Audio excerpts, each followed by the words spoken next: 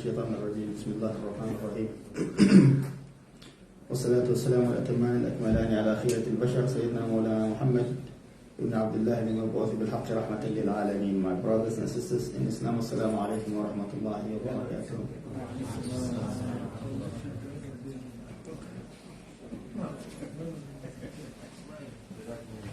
Today is the third Halaqa in our program, live Prophet Muhammad sallallahu alayhi wa sallam, alayhi abdul salatu wa taslim. And our Halaqa today is going to discuss Prophet Muhammad as a young adult, alayhi salatu wa salam. What was his life like from the time he was like 10 till when he was like 15 to 20.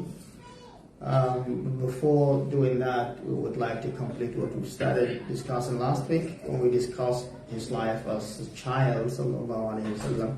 He was with Sayyidah Halima Sa'diyah in the clan of Bani Sa'ad, and we left at that, so we're going to complete that a little bit, and then we start our Halaqa for today. Prophet sallallahu alayhi wa sallam with Sayyidah Halima, from the time when he was 2, when she took him from his mom, basically, and then she took him with her, and then when he was like 4, she was supposed to bring him back to his mom, and she actually brought him back, but because of the blessing she saw while he was with her, so she had to request from his mom to take him with her again. So she took him back to the clan of Bani Sa'ad, right? And at that point in time, Prophet sallallahu alaihi wasallam started seeing things that are beyond ordinary. So one day he was playing outside of the house with some of the kids, and then the kids saw something very out of ordinary, something that they could not understand. Because what they saw actually was a man coming to Muhammad sallallahu alaihi wasallam, holding him and laying him down and ripping his chest open. So they ran back to Halima and told her that Halima come, Muhammad was killed. She was really terrified, and she came to the scene and she saw him sallallahu alaihi wasallam sitting there. She asked him, what happened to you? He said, someone came. Who was he? He said, my friend. What happened? He ripped my chest open and brought my heart out, and he took a cloth from my heart and said that this is the shear of the devil, the shear of the Satan from your heart. And he cleansed my heart. He cleansed my heart, and he came with the Zamzam water in a golden container. And she was like, seriously, what's going on? And an ordinary person would naturally react the same way that she reacted. She thought that Muhammad sallallahu alayhi wasallam had mas from jinn. He must have been touched by the jinn. That's what she thought. And she got really terrified. That she doesn't want anything bad to happen to this kid. The best thing to do is to return him back to his mom. Even though she put a request, the second request, to take Muhammad with her the second time, but she still wanted to take him back because she got terrified. She didn't want something bad to happen to him in her hand. So she took him back to Makkah, and she handed him over to his mom, Sayyidah Amina. And she explained to her that this is what happened. At least I have no idea what happened, but this was the explanation given to me by Muhammad. This couldn't have been true in her mind, but probably something beyond, something that I can't understand, maybe jinn, maybe something like that. So I advise that you take very good care of him. If there are any luqa that you can do, some of his relatives, his father's family can do something to help him, I suggest that you do that.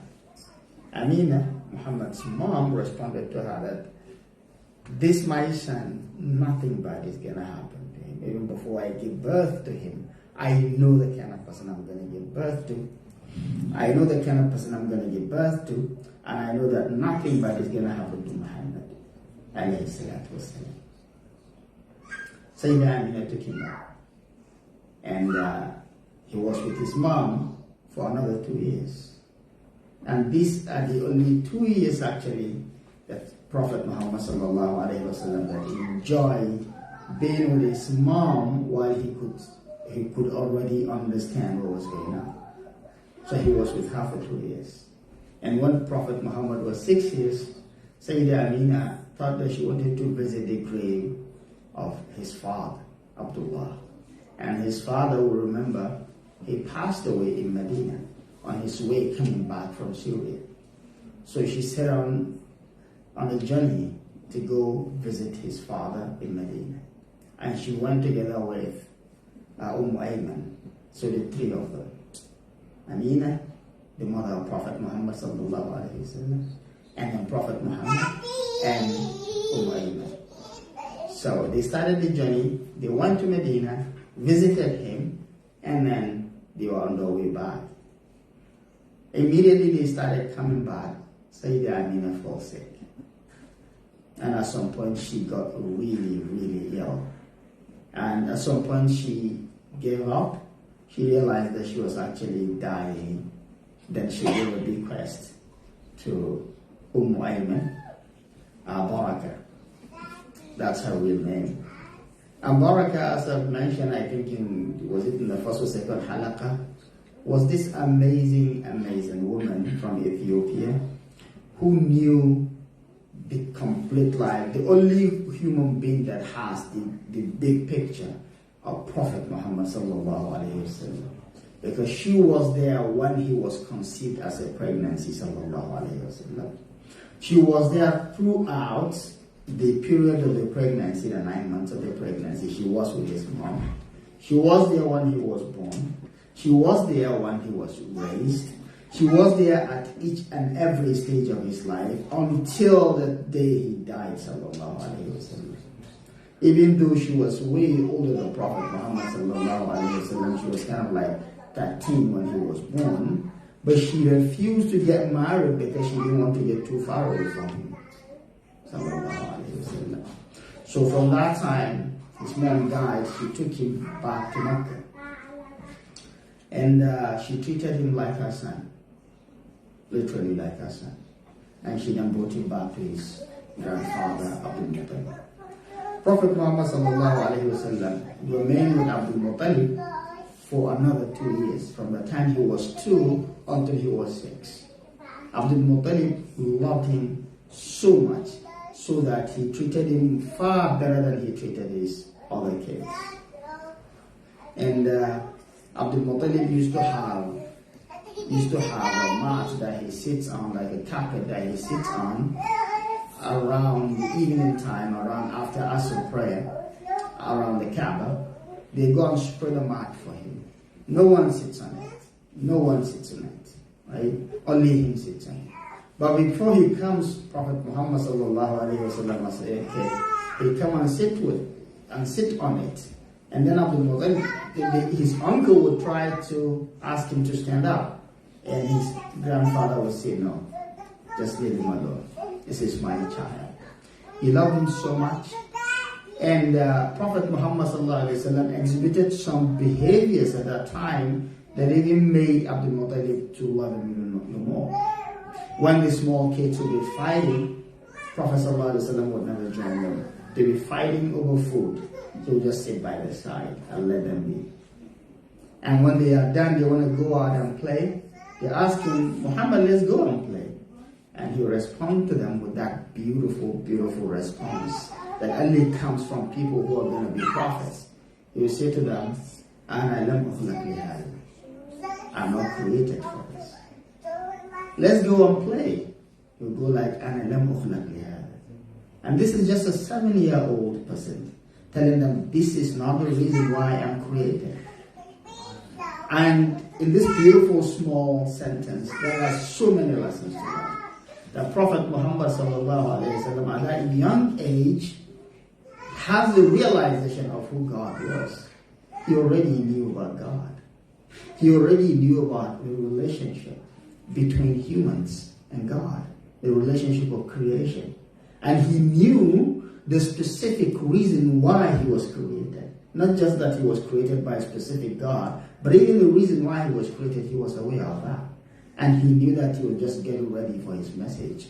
He He was just getting ready for his mission as the time passes by. So he will respond to the kids, and this is the only reason why I was created. Alayhi salatu wasalam. Prophet sallallahu alayhi wasallam remained with Abdul Muttalib for 2 years. Abdul Muttalib was so old at the time, he fell sick and gave up. He died. That is another stage at which Prophet sallallahu alayhi wasallam became an orphan for the third time. He was an orphan right away when he was born because his dad died when he was 2 months before he comes to this life. His mom died when he was 6. And when he thought he got another abode, he got another home, and he was being treated very, very honorably, then that person also passed away at the moment. And he became an orphan for another time. After Abdul Muttalib passed away, Prophet Muhammad sallallahu alaihi wasallam was taken by his uncle, Abu Talib. Abu Talib, as we mentioned in the previous Halaqa, was not just a brother to Abdullah, but was his full brother. So they are from the same mom because Abdul Muttalib married multiple times because he wanted to have many kids. But Abu Talib and Abdullah, the father of Prophet Muhammad sallallahu alaihi wasallam, from the same woman, the same mom, from the tribe of Bani Makhzum. So it was very easy for him to just take Prophet Muhammad sallallahu alaihi wasallam. But unfortunately, for all of them at the time, Abu Talib was not one of the richest children of Abdul Muttalib. He was actually one of the poorest, and he had many wives and multiple kids. So he was Rajulun Ma'il. He has a very large family, and he wasn't very rich. So the life of Prophet Muhammad sallallahu alaihi wasallam changed completely. From the time he was with Abdul Muttalib, he was with grandfather, he was being treated like a king actually. He was being treated very well, right? Because he was a grandchild living with a very wealthy grandfather. Just imagine a 7-year-old grandchild living with a very wealthy grandfather who loves his dad so much and happens to lose him. It must have been a luxurious life for Prophet Muhammad sallallahu alaihi wasallam those 2 years. And now he's coming back to Abu Talib, who has multiple kids, very limited resources, with a lot of needs competing for those resources. So life was very different for the young Muhammad alayhi salatu wasalam. And now he has to compete with other kids on the resources within the family. Right? So at a very young age, Prophet Muhammad sallallahu alayhi wasallam has to take a job. And life started changing for him. Alayhi salatu wasalam. But lo and behold, it was Allah subhanahu wa ta'ala training him for greater responsibility. And it was already time for him to start training so that he can take that responsibility. Prophet Muhammad sallallahu alayhi wasallam, while he was with Abu Talib, he took a job as a shepherd. And he started working right away. And this brings us to our Halaqa today, which is talking about Prophet Muhammad sallallahu alayhi wasallam as a young adult.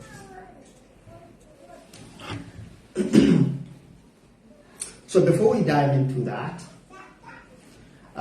let's talk a little bit about how life was like in the Arabia when the Prophet Muhammad sallallahu alaihi wasallam was a young adult. What were the major themes of life at that time? So some of the major things that were likely to influence his life were religion, literature, intertribal war, and business. These were the major things that Arabs were focusing on at that time. And by religion, we know that in the Arabia, most especially, because Arabia is divided into the Arabian Peninsula and the near Arabian, the peripheral Arabian Peninsula, Jazirat al-Arab and Shibh Jazirat al-Arab. In the Arabian Peninsula, the major religion was the religion of Ibrahim alayhi salam. Ibrahim alayhi salam lived there briefly, and he left his son Ismail there, who lived there his entire life. So the religion of Ibrahim alayhi salam was established among the Arabs who lived there. And that religion was followed for a very long time. Until much later, someone from among the Arabs, which probably one of the Halaqa, we are going to talk in details about that, went on one of his business expeditions and then saw that some people were worshipping idols, and then he decided to bring an idol back to Mecca. And he brought it to Mecca.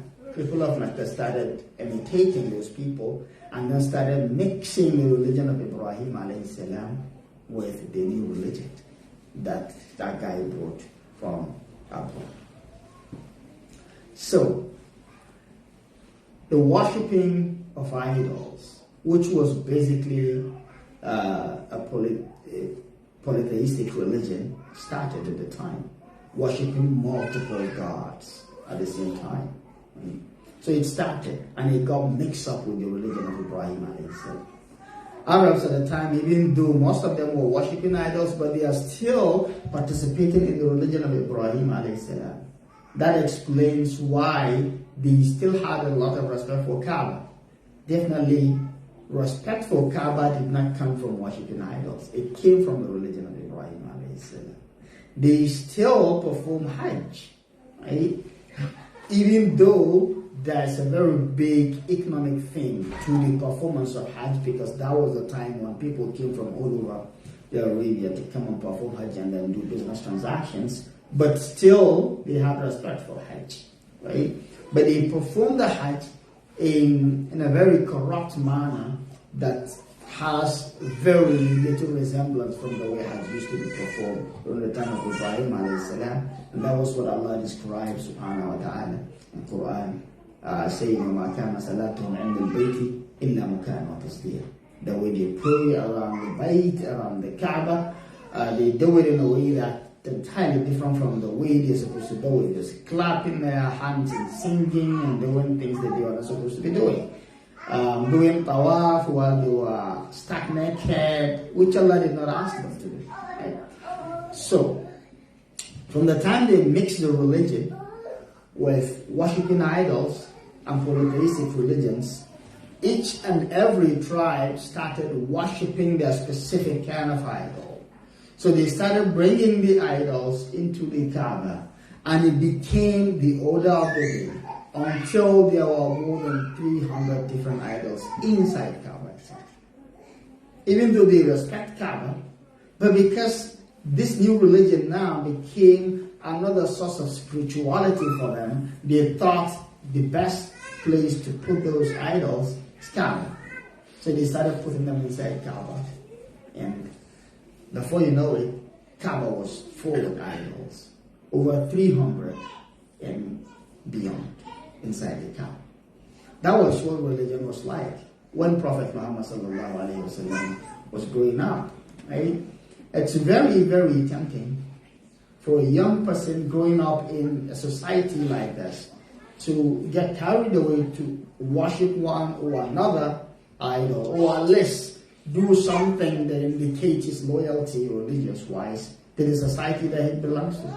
Prophet Muhammad never did that. We'll come to talk about how he evaded having to worship idols in a minute, inshallah.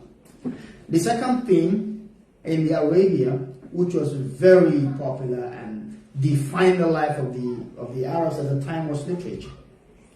Even though the Arabs at the time were unlettered people, they don't write or read for the most part, even to the extent that when the Prophet ﷺ was sent with a message, when revelation started coming to him, in the whole of the Arabia there were only 17 people who could write and read. Only 17 people. This is at the time when he was sent, at the time when revelation started coming to him. So now we are talking about 30 years before the revelation started coming to him, when he was a young adult. At that time, there were much fewer people who could read and write at the time, right? But that doesn't mean that these people, even though it is called a Jahili period, it doesn't mean that they are ignorant. It only means that they do really, really stupid things, because the word jahl in Arabic has more than one meaning. It doesn't just mean ignorance. It means stupidity. It means a situation whereby you do something out of ordinary because you're stupid, right? Crazy things, right? And that is what is explained. That is how the word is used in many poetry that we will come to see in Arabic poetry. One of the poets, Abu Him, says, "Ala la yajhalan ahadun alayna, fanajhalu fawqa jahli al-jahilina." Let no one do crazy things to us, because we have the capacity to do worse in terms of being crazy to them. So these people are actually not completely ignorant people, but they just don't have the tradition of writing and reading, but they have oral tradition, and they actually compose poetry and memorize it. It's very easy for you to find someone who memorizes hundreds, if not thousands, of stanzas of poetry. It's part of who they are. They live by oral literature. So there's poetry, and there are sermons, and there are markets like the Okaz market that people used to go and do contests, poetry contests or sermon contests. It's another theme of a life in the Arabia at the time. Another theme that it's likely to influence a young person growing up there is intertribal war. There are lots of intertribal war going on at the time when Prophet Muhammad ﷺ was growing up. Right? It's very easy for two different Arab tribes to wage a war and fight that war for 50 years. They used to give a bequest when they are dying, when someone is dying, to give a bequest to his offspring that, look, there's this enmity between us and this other tribe. I need you to keep that alive even after I'm dead. Make sure that you take a revenge for this our brother that was killed by this tribe. It's part of their inheritance. They inherit war, they inherit conflicts. They don't let it die. It's very easy for you to find two tribes fighting over a very trivial issue for 50 years or even more. And this is something that a person growing up in that society is very likely to be influenced by. Another thing is business.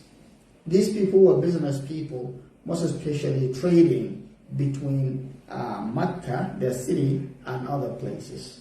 They used to go in caravans to Yemen and Sham. These are the two places that they go to, and that is what Allah described in Quran. فليعبدوا رب هذا البيت الذي أطعمهم من جوع لإلاف قريش إلافهم رحلة الشتاء والصيف. The caravans that travel between Mecca in the winter and in the summertime. They go to Yemen one time, and they go to Sham, which is Syria, in another time. So these are the two business expeditions that the people of Mecca engaged in throughout the year, twice a year. Okay. So now let's see the balanced upbringing of Prophet Muhammad sallallahu alaihi wasallam and how he participated in all of this, starting with religion. Prophet Muhammad sallallahu alaihi wasallam was born in a family that believed in the religion of Ibrahim alayhi salam, and we saw how his grandfather was exhibiting many symptoms that signify that he was on the religion of Ibrahim alayhi salam. Starting from the time when he had issues with Quraysh, every time he registered his success, the first thing that comes from his mouth is Allahu Akbar. And we saw when he had a conflict with Amrahat al-Ashram, the governor of Yemen under the leadership of the Habasha president. He told him that give me my camels and go do whatever you want to do with Kaaba, because Kaaba has its own law and that law is going to protect it. And lo and behold, Allah answered his prayers and protected his house. That was the kind of family within which Prophet Muhammad was born into. As a result of that, Prophet never participated in any polytheistic religion. He never participated in any polytheistic religion. He didn't worship idols. Even the religion of Christianity and Judaism, which were also part of life in the Arabia at the time because of the expeditions, because of the businesses they were going to do. In Syria, which was under the influence of the Roman Empire at the time, Christianity was part of their life in Syria. Some people came back with Christianity, right? But it was the corrupt version of Christianity at the time, and the Prophet ﷺ was never influenced by that. He wasn't influenced by the Christianity because it was already a corrupt version. He wasn't influenced by the Judaism because it was the corrupt version, and he was not as well influenced by the worship of idols. He was so upright that it was so surprising for a person to live in that society and still have that kind of upbringing, sallallahu alayhi wasallam, because Allah was preparing him for that. What about participation in literature, poetry, and sermons? Prophet ﷺ participated in that in the sense that he used to go to the market of Ukaz and listen to poets. There used to be contests, poetry contests. He would go there, listen to them because of the wisdom that is in there and because Allah subhanahu wa ta'ala is preparing him for that. Is preparing him for something much, much wiser than that, the Quran, right?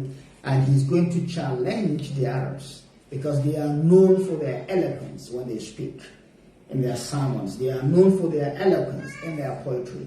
And Allah is preparing him to give him something that's going to challenge their eloquence. Allah in the future is going to tell them to come up with something that is similar to Quran, since they are known with their eloquence. So he used to go there. By himself, he never composed anything that looked like poetry, sallallahu alayhi wasallam, which is in line with the saying of Quran, وَمَا عَلَّمْنَاهُ الشِّعْرَ وَمَا يَنْبَغِي لَهُ alayhi salatu wasalam. What we taught him is not poetry, and it's not even unbefitting of him to engage in poetry, sallallahu alayhi wasallam. So he would go and listen. In fact, at a much later time, he would even make a statement about the poetry. He would say, for example, أصدق ما قاله الشاعر قول لبيد بن الأعصم على كل شيء ما خلا الله باطل وكل نعيم لا محالة زائل. This is one of the stanzas of poetry from Jahili period. Prophet ﷺ used to say that the most truthful thing that any poet ever said is what Labid said. على كل شيء ما خلا الله باطل. Anything that other than God is not true. God is the only true thing. Anything other than God is false. That's the most truthful. How would the Prophet be able to make a comment about that without knowing what the poets say? Right? He must have known what Labid said and know what other poets say, and then make a comparison between what Labid said and what all the other poets in the Jahili period said, and then come up with that conclusion. Alayhi salatu wassalam. He also used to go and listen to sermons. And he listened to sermons of the best, Like there's this particular person known as Qus ibn Sa'id, who used to give sermons based on the religion of Ibrahim alayhi salam. Prophet Muhammad sallallahu alayhi wa sallam would go and listen to him. He would be saying things like, Ayyuhan nas, mali aran nasa, yadhabuna wa la yarji'un, aturiku fanamu, amradu bil iqamati fa'aqamu. Oh people, why do I see people going and never coming back? What happened to them? Do they like it over there and decided to stay? Or is it that you were left alone and they slept? He's talking to the Arabs, trying to remind them that, look, dying is a serious business. When you die, you go and meet God. You better be a good person over here. That is Qasib ibn Sa'id. He was on the religion of Ibrahim al-Hanifiyya. Prophet Muhammad will go there and listen to him. And at much later time, he would even make reference to some of the things that he said. Prophet Muhammad engaged in business because it's one of the themes, in fact, one of the major themes of life in the Arabia when he was sent. And the first business that he engaged with was taking a job. Remember, we started talking about when he was taken by his uncle, Abu Talib. And Abu Talib, unfortunately for them, wasn't a very wealthy person, and he has a very large family. Prophet Muhammad had to take a job at such a young age, and he started to learn how to earn income. That is to say that it's really not a bad thing for you to train your kid to take a job at an early age, to train him on life. It's part of life skill. Prophet did it, alayhi salatu wasalam. And he didn't just took any kind of job. He took a specific kind of job, being a shepherd, taking care of sheep and cattle. Prophet took a job in Mecca, took a job in Mecca of being a shepherd. For most Arab people living there, he would take their cattle and go to the mountains, feed them, and then come back. And at that time, it wasn't like being a shepherd was a bad kind of, it wasn't like a job for the downtrodden in the society. It was very common to see the children of the elites taking that job because it was a respected job at the time, and they think it's a good thing for training future leaders. Right? So it was very much in line with what people thought was a respected job for young people at the time. And it was actually in line with the training that Allah was giving him, alayhi salatu wasalam. That is why shepherding has been the profession of all prophets well before their responsibility of prophethood. According to the Prophet sallallahu alaihi wasallam, he used to say that مَا مِن نَبِيٍّ إِلَّا كَانَ رَاعِيًا قَبْلَ أَنْ يُبْعَثَ. There was never a prophet of Allah subhanahu wa ta'ala that has not been a shepherd before Allah sent him. All the prophets, Musa alayhi salam, when the revelation came to him, he was in the middle of taking care of his animals. And then some of the Sahaba would ask him, even you, O the Prophet of Allah? He said, even me.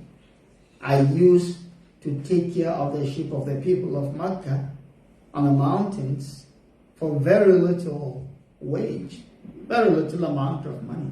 I used to do that. So that is to say that it wasn't even about the money as much as it was about the training that Allah is giving him to make him ready. And there's very, very big wisdom in this. When you look at it, realize that for those who have experience taking care of cattle, they would know that each and every sheep has its own personality. And you have to treat them. For you to be a very good shepherd, you have to be able to understand the personalities of the different sheep. Some of them are very crazy. They just want to go their own way. They want to be out of the cattle. You have to try to bring them back. Some of them are very gentle. You have to know how to treat those. Some of them will just go with the tide, right? So you have to try to understand the different personalities of all the different sheep that you're taking care of, and then treat them according to their different personalities, right? Some of them would instantly become your friends. Some of them would never be your friends no matter how nice you are to them. They would always want to cause trouble, right? And lo and behold, that is exactly how human beings are. And Allah is preparing him to take care of human beings, so he better start that, right? Knowing that it's not everyone you come and preach Islam too and accept it instantly. And you have to make sure that you are taking care of each and every one, because it is your own responsibility to make sure that the largest population are saved. So that was why Allah made it part of the training process for all the prophets, not just Prophet Muhammad sallallahu alaihi wasallam, to be shepherds before He sent them. If you read the Bible, realize that Isa alayhi salam in different places in Bible is called a shepherd, and all the people that he preached to are called his sheep. It's kind of an allegory to describe the job of the prophets. So that was the first job that Prophet Muhammad sallallahu alaihi wasallam took. When he was 12 years old, his uncle Abu Talib decided to take him with him to Syria. But it was a decision that came as an afterthought. He did not actually plan to take Prophet Muhammad sallallahu alaihi wasallam in that expedition. He was actually getting ready to join the caravan to go for that expedition when he realized that Prophet sallallahu alaihi wasallam, the young 12-year-old Muhammad, really liked to follow him, and realized that he wasn't likely to take him with him, and he looked sad, and he didn't want to make Prophet sallallahu alaihi wasallam sad. So he didn't have the intention. It was an afterthought. It was like, okay, he wants to go with me. Let me go with him. Let me take him with me. So he took him. And because Prophet Muhammad sallallahu alaihi wasallam already had a job of taking care of animals, being a shepherd, so he got a job within the caravan. He instantly got a job within the caravan. Anytime they reach a stop, right, they would leave him to take care of their animals and their stuff, and they would leave him there. And that was a good gig for Prophet Muhammad sallallahu alaihi wasallam when he was 12. So he set on the journey until they reached a place called Basra. When they reached Basra, there used to be a monk called Bahira. He was a Christian monk, very learned. He read all the books, the scriptures, and he read about the last prophet that is coming as the seal of all the prophets. He knew all the attributes of that person, and he was waiting to see if he can meet him. Even though he was very old at the time, kind of like the Sayyidah Khadija's cousin that we'll come to talk about at a much later time, inshallah, in one of the halaqas. So there was a trend at the time of old monks who were very much aware of the coming of Prophet Muhammad sallallahu alaihi wasallam, because the Prophet Isa alayhi salam mentioned him and described him, مُبَشِّرًا بِرَسُولٍ يَأْتِي مِنْ بَعْدِي اسْمُهُ أَحْمَدُ. There was a prophet coming after me whose name is going to be Ahmed. So they knew about him, right? So there was a trend of many old monks waiting to see Prophet Muhammad sallallahu alaihi wasallam, because they knew it was around the time, and they knew that it was around the place.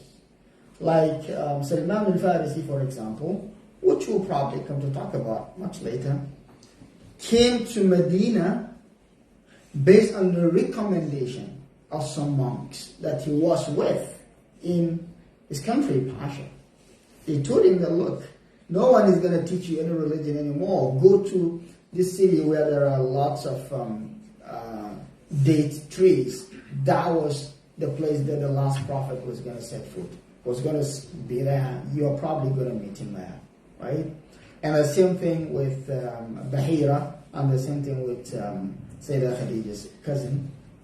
So there was a trend. It's not like Bahira was not like an outlier. Or what he was doing wasn't out of ordinary. There was a trend at the time, right? So he was there waiting to see if he could have the opportunity to meet Prophet Muhammad sallallahu alaihi wasallam. Immediately, the caravan had a stop at Basra, they normally go to take some blessings from him. So they went there that day. And immediately he saw them. He asked them, is there anyone with you who is not coming with you? They're like, no, this is all of us. But in his mind, he knew that Prophet Muhammad was supposed to be part of that trip. Like, are you serious? No one? He was like, no one. That's all of us. Because in their mind, they are thinking of all the adults. And they left Prophet Muhammad to take care of their animals and their stuff. So they are not counting him. They're just thinking all the adults are here. But he insisted. Then some of them said, but there's one young person. Go and bring him. Let him come. Prophet came, they went and called him, and he came. Immediately he saw him, he recognized him. That this is the person I've been waiting for. This is the prophet of the last prophet and the seal of all the prophets. He knew him. Then he asked, who is related to this young person here? Abdul Muttalib said, I am related to him. Then he called Abdul Muttalib by his side and asked him, what's the relationship between you and this kid? He said, I'm his father. He looked at him and said, that wouldn't have been possible. It couldn't be possible. Because based on the description that I have, he won't be this old with his father alive. He couldn't have been his father. What's the relationship? He said, I'm his uncle. He said, yeah. That's about true. That's about right. You're only his uncle. He said, okay, I'll tell you something. This boy has a brilliant future. He is the same promised prophet whose universal prophethood, conquest, and role have been foretold in the heavenly books.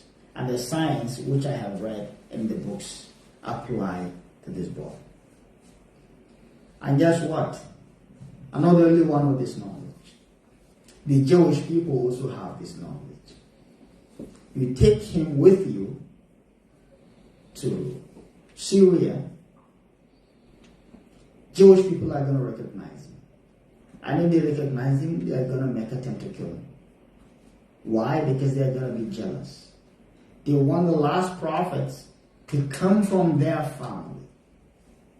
But the moment they see that he's an Arab, which means he is not from the lineage of Yaqub, but from the lineage of Ismail, not from the lineage of Ishaq, who was the father of Yaqub, who was their grandfather.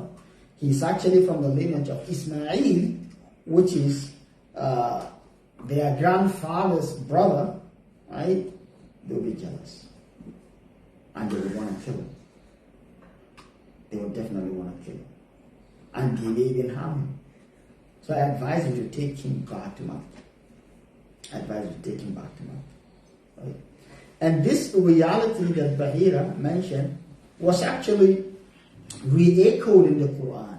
At a much later time, when Allah revealed Quran, Allah mentioned that while we have the tribes of some tribes of Jewish people in Medina, it was because of that reality that they know from their books. They know that the last prophet, the seal of the prophets, was going to be sent, and he was going to reign in that particular place. They knew it. And they went there waiting for him. Not just waiting for him, but actually any time that they had conflict with Arabs, they used to tell Arabs that, look, the last prophet, the seal of the prophet, is going to be sent. And we're gonna be his people and fight you and kill all of you. They used to tell Arabs that. And then unfortunately for them, when Allah sent Prophet Muhammad ﷺ, he happens to be Arab. Even though they are telling Arabs that we're going to fight you with him, then he happened to be Arab. And then Allah described the scenario by saying, فَلَمَّا جَاءَهُمْ مَا عَرَفُوا كَفَرُوا بِهِ فَلَعْنَةُ اللَّهِ عَلَى الظَّالِمِينَ. When what they know came over to them, they decided to turn their backs away from it. They knew Prophet Muhammad. يَعْرِفُونَهُ كَمَا يَعْرِفُونَ أَبْنَاءَهُ. They knew him as much as they knew their kids. They knew about it. They knew he was going to come. They in fact came to Medina to wait for him. But when he came, it was different from what he thought. They decided, no, it's going to happen. It's not going to happen. And I'm going to follow him. He was supposed to be ours. Why would he come and be one of the people that we don't like? Right? And that was what Bahira was explaining to Abu Talib at the time. That look, these people are going to be jealous. Take Muhammad back to Mecca. Don't proceed with him on the journey. Many of the Islamic historians actually mention that from that point in time, Abu Talib terminated the journey of Prophet Muhammad sallallahu alaihi wasallam from Basra. So Prophet sallallahu alaihi wasallam did not proceed to Syria, to Sham at the time. Well, actually, not Syria. We used to say Syria Majazan, but Sham at the time included Syria today, Palestine, some part of Iraq,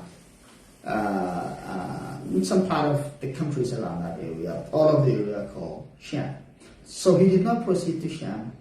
He went back to Mecca so that those people would not be jealous. So Prophet ﷺ was back in Mecca and he continued his journey of life. Alayhi salatu wasalam.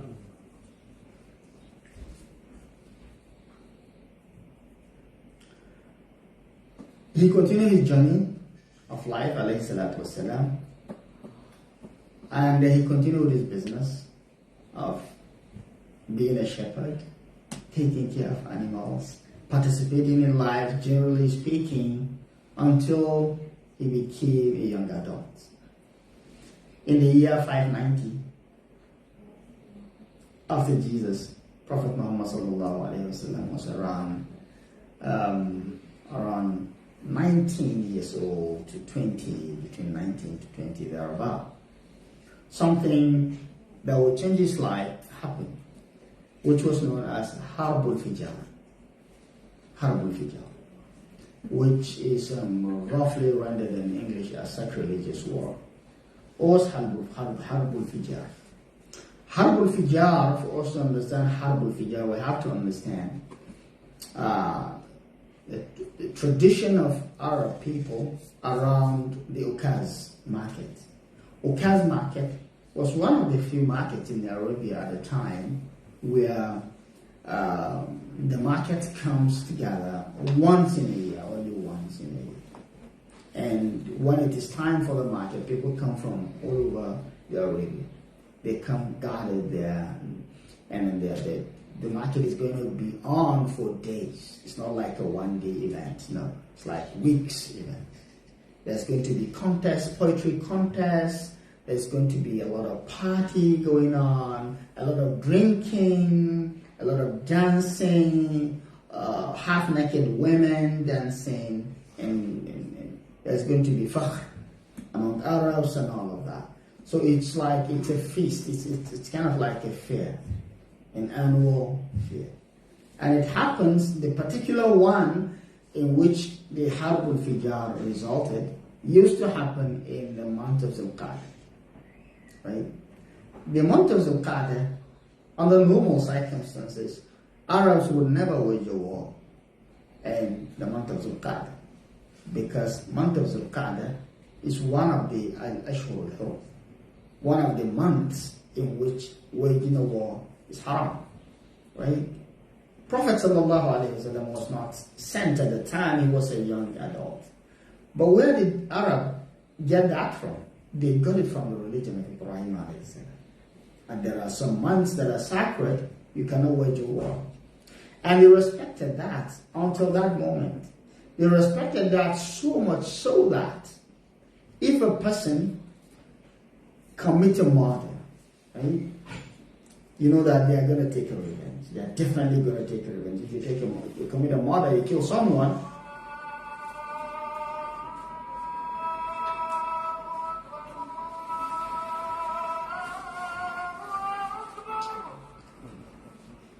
his people are definitely going to take a revenge. So during the Ashur, the person will go in hiding, because he's afraid. He's scared of his life. He doesn't want to be killed. But during the Ashur al-Hurum, the person will come out knowing that he's not going to be killed because this is a sacred month. If someone kills your dad, you would see him in the period of Ashurul Hurum, and we say, okay, no problem. I'll meet you outside this month. Wait for me after the month. You're not going to kill, right? That was kind of the way it was until that time, right? So they would go to Okaz in Zulqa'dah. They would drink a lot and commit whatever. This is Jahiliyyah period we are talking about. So it's gonna be like a fair, like a party for days, right? So there's this tribe called Qais Aylan. Qais Aylan, they have a problem with the tribe of Quraysh, and they really wanted to take advantage of this month because they know that Quraysh are not going to fight. They have a lot of respect, and themselves they are not supposed to fight. But they hated Quraysh so much, they wanted to just do something, right? So they decided, we don't like these people, let's just go and do what we need to do during the Zulqa'dah at the Ukaz market. So they went there already, right? Everyone was drunk, right? Everyone was drunk and busy and entertained and all of that. And normally, things used to happen, but it doesn't result into waging full-blown wars, right? So, Qais Aylan started fighting.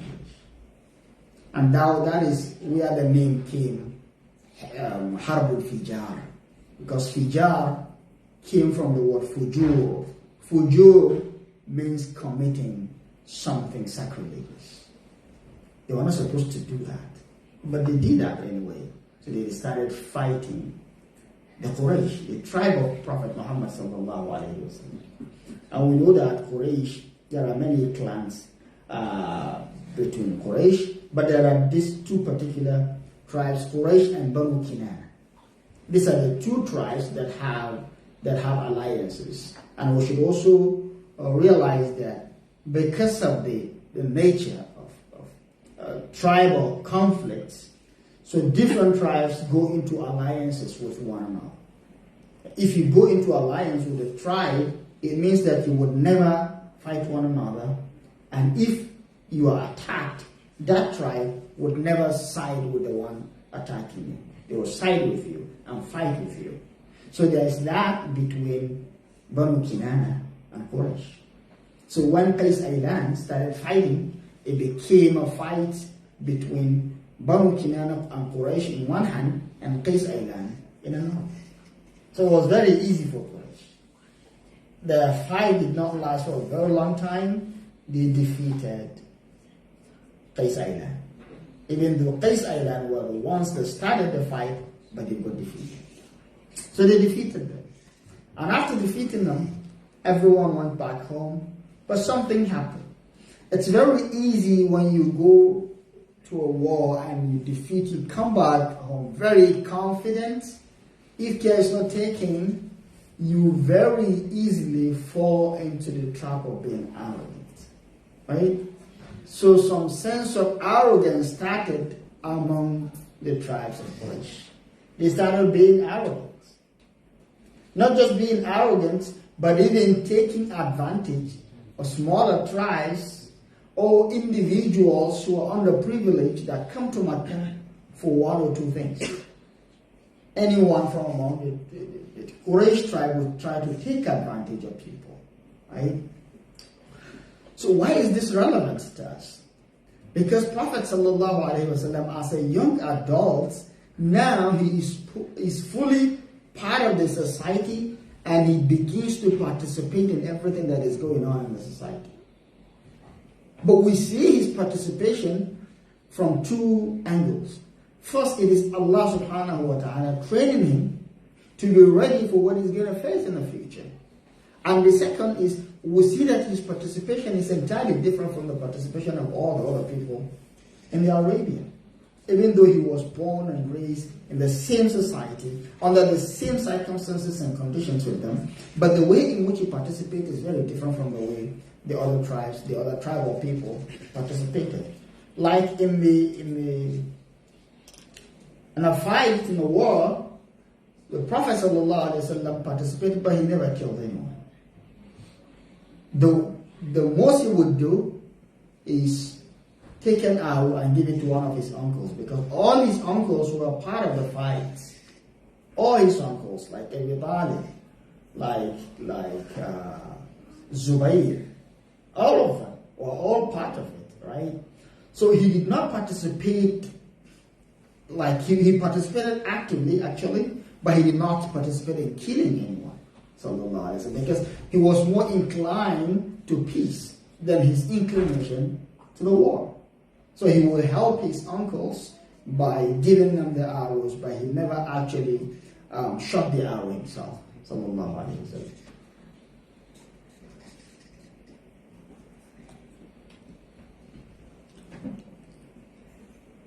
So, after that, then we move into what was known as Hilful Fudul, which came after Harb al-Fijar. After the Quraysh won the war, as I've mentioned, that got into their head and they started being arrogant, and some individuals in Mecca started taking advantage of underprivileged people coming from other places. And then an underprivileged person came from Yemen to perform Hajj. And by now we realize that Hajj was, as much as it was a religious ritual, it was as well an avenue for business. So people come with their businesses, they come with their goods and services to sell in Mecca. And then this person from Yemen came all the way from Yemen. And he came with his goods to sell. And then he met As ibn Wa'il. As ibn Wa'il is one of the very important personalities in Mecca at the time, a member of the elite class, a politician, this very big person that no one can touch, one of the untouchables. And I know we will remember Amr ibn al-As. Do we remember Amr ibn al-As? One of the great Sahaba, Prophet Muhammad sallallahu alayhi wa sallam. Amr ibn al-As actually was his son. Was the son of As ibn Wa'il. Okay? But As ibn Wa'il never became a Muslim. But his son became a Muslim much later. Okay? And became one of the great Sahaba. So now we are talking about As ibn Wa'il. As ibn Wa'il met that person and he said, "What are you selling?" "I'm selling this." "Okay, bring it to me, I'll buy it." He brought it to him. He bargained. He said, "Okay, you're here for Hajj, right?" He said, "Yes." "Okay, go perform your Hajj. When you're done, come for your money." He said, "Okay, anyway, I don't need the money until I'm back in Yemen, so I'm not in such a hurry, no problem." The person left and went to perform his Hajj. Finished his Hajj, came back to As ibn Wa'il and said, "Okay, I'm done with my Hajj. I'm on my way back home. Now I need my money." "Okay, I'm not ready. Can you come back tomorrow?" He sent him away. And the person said, "No problem, tomorrow is not too far. I can come back tomorrow." He left him and came back the following day. As ibn Wa'il looked at him and really don't have money now. Go and come back tomorrow. And he kept telling the person to come back tomorrow until that person got really tired. When he got really tired, he protested. And then As ibn Wa'il got really angry and said, "Guess what? I'm not going to pay you. Do your words. What are you going to do? I'm not going to pay you. Just go away. I'm not going to pay you." And he took advantage of it. Why did he do that? Was because he is from Mecca. Quraysh. These powerful people that defeated Qais Ailan. They are the untouchables. And even in Mecca, he wasn't an ordinary person. So he could take advantage of anyone he wanted to take advantage of. Right? So, that person didn't know what to do. He really didn't know what to do. So it's like now, when a very big corporation takes advantage of you and you don't know what to do, what is the next thing? You go to the media, right? You go to the media and try to expose them. Try to expose what they are doing, right? And that person used the media of the time. The media of the time, remember, is poetry. So he just went and composed some 3 very beautiful stanzas, a poem. And he went and climbed on the mountain of Abi Qabis. And he started reciting, Ya ahla fihrin limazlumin bida'atahu bibatni makkata na'id dari wal nafari wa muhrinun ash'asun lam yaqdi umratahu ya lirrijali wa bayna al-hajri wal hajri inna al-harama liman tammat karamatuhu wa la harama li thawbil fajir al-qadir. Very beautiful. He went and climbed on Abi Qabis and he recited these 3 stanzas, which are talking not just about As ibn Wa'il, but about the whole people of Mecca. What kind of people are you? You, the people of Mecca? You let me down. I came to your place and I'm being cheated. I'm being taken advantage of. And you are seeing me just because I come to perform Umrah. I didn't even finish my Umrah. And I'm being taken advantage of. And do you realize what that means? What it means is that after reciting those stanzas, he will go home and will keep reciting those. And people will memorize because they have this oral tradition. And they will go and be reciting them all over the Arabia. And the moment that happens, he is going to destroy their reputation. He holds their reputation by the jugular. He's going to kill their reputation completely. Not just as ibn Wa'il, but the reputation of the whole people of Makkah. And they are more scared of that than anything else. They are more scared of that than they are scared of war. Then they realize that they have to do something about it. They definitely have to do something about it. Right? Prophet Muhammad sallallahu alaihi wasallam's uncle, his uncle Amr ibn Abdul Muttalib, not Amr, Zubayr ibn Abdul Muttalib actually, not Amr, Zubayr ibn Abdul Muttalib had that, and he immediately went to Bayt Darul Nadwa. Darul Nadwa was the parliament of the people of Makkah at the time. He went to Darul Nadwa and called upon all the Arabs, especially people from his tribe, to come and gather. Something very big is happening. And they all went there and gathered. And many different tribes sent participants and representatives, including the Quraysh, and from among Quraysh, Banu Hashim, Banu Abdul Muttalib, Banu Abdul Manaf, Banu Zuhra, Banu Kilab, Banu Taym, Banu Murrah, and Banu Asad bin Abdul Uzza, and Banu Qusay. These are the tribes that sent representatives to Darul Nadwa, and they went there, sat down, discussed the issue, and while they were discussing the issue, they decided that they are going to go into Halif, which is like a pact or alliance for the support of the underprivileged. They immediately went to the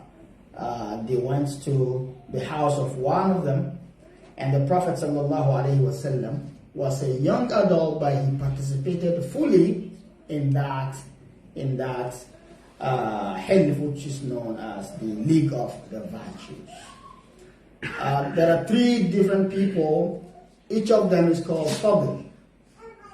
3 different people, but each one of them, his name is Fadl.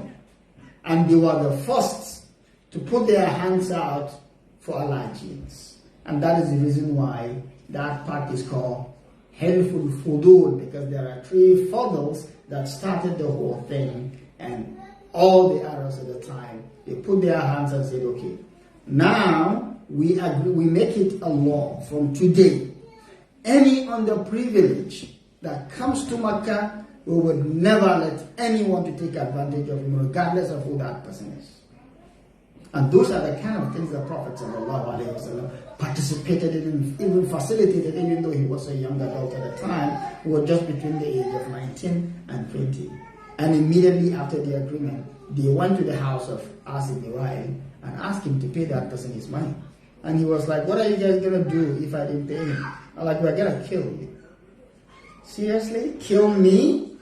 Because of this non-entity? Kill me?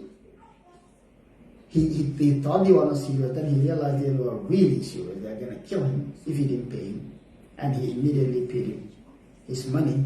And Hilful Fijar, the Prophet ﷺ continued to respect that alliance and that pact until way after Allah subhanahu wa ta'ala sent him, he became a prophet. Even in Medina, he used to say that, دعيت إلى حلف الفضول في بيت عبد الله ابن جدعان في الجاهلية والله لو دعيت إلى مثله في الإسلام لأجل. I was invited to come and be a part of an alliance in the house of Abdullah ibn Jad'an in the time of Jahiliyyah. If I am to be called upon to come and participate in the name of that help, now after Islam, I will still do it. I think we are going to have to stop here because of the time. They keep showing me that it is time. I don't know if we can be able to respond to questions today. Can we?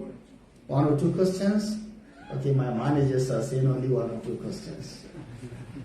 So, Assalamu alaikum wa rahmatullahi wa barakatuh.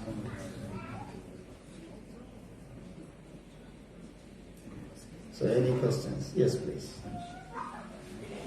On the time of that, all the Makkah people presenting their spiritual things, their identity, putting inside the Kaaba. So other people around Makkah who are coming for pilgrimage and for participating in that Hajj, if they see this idolatry is going through Kaaba, they don't protest and do something if they follow Ibrahim? Yeah, that's a beautiful question. Why is it that the people coming from other places did not protest? They did not protest because they kind of agreed to it. Right? And you see, people worshiping things other than God, you always have justification, even though the justification, Allah shows that it's nothing. They will say that we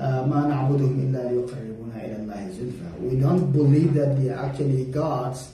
We believe that they are the intersection between us and God. They are going to take us closer to God. Kind of, they are giving that as a justification which they think is reasonable, but it's not. So it became so prevalent at the time that no one fronts it, no one sees it as something wrong. And even if you do, you probably cannot do anything because the most powerful people are the ones doing it. Right? And the first person that brought it to Mecca belonged to a very powerful tribe. That was why no one could touch him. Right? So it became prevalent and no one. Like the people like Qusay Sa'ida, which I have mentioned, Prophet ﷺ used to go and listen to his sermons. He would never worship idols. He would never agree to that. But he wasn't powerful enough to oppose it. You can't oppose it, right? That is the whole idea of Allah sending Prophet ﷺ, giving him the spiritual support to fight this. Because an ordinary person could not fight it at the time. It has to be a prophet sent by Allah, supported by Ruh al-Qudus, so he could be able to accomplish that mission.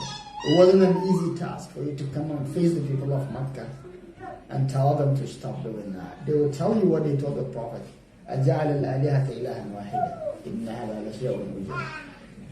Yes, please. And last time, like Abdul Muttalib children, and Abdul Muttalib and Abdul Muttalib children, all they worship like Ibrahim's religion, or last time they worship the idols? So, the children of Abdul Muttalib were definitely not in one category. You can't put all of them in one category. Abdul Muttalib himself the best you can say about him is that he's Ahlul Fatra. Because honestly speaking, it was so mixed up at the time that you can hardly find someone who does the Abrahamic religion completely without mixing it up, if not for people like Qasib Sa'id, right? Abdul Muttalib himself, right, would mention that he has a son whose name is Abdul Izza, even though he has another son whose name is Abdul Kaaba, right? So it's very complicated, honestly speaking, and we don't have specific nusus about people for us to do jism and say, okay, this one's this and this one's that. Except for people like Abu Lahab, which is Abdul Uzza, who outrightly fought Prophet Muhammad sallallahu alaihi wasallam and opposed his religion. That one we know where he belongs to, right? But other than that, a very complicated issue, you know. Those who did not oppose the Prophet ﷺ and died without ever opposing him, or died before he was sent, those you can see Ahlul Fatra, and those who died after he was sent but without actually openly believing in him, like Abu Talib, their case is very complicated, and that is why you find Islamic scholars across our history, you know, disagreeing about their final abode. Allahu A'lam. اللهم اهدنا فيمن هديت وتولنا فيمن توليت وبارك لنا فيما اعطيت وقنا واصرف عنا برحمتك شر ما قضيت فانك تقضي بالحق ولا يقضى عليك انه لا يعز من عاديت ولا يذل من واليت تبارك ربنا وتعالى. اللهم ربنا زكي نفوسنا واتها تقواها انت خير من زكاها انت وليها ومولاها. اللهم صل على سيدنا محمد النبي الامي الذي يجدونه مكتوبا عندهم في التوراة والإنجيل يأمرهم بالمعروف وينهاهم عن المنكر ويحل لهم الطيبات ويحرم عليهم الخبائث ويضع عنهم إصرهم الأغلال التي كانت عليهم. سبحان ربك رب العزة عما يصفون وسلام على المرسلين والحمد لله رب العالمين.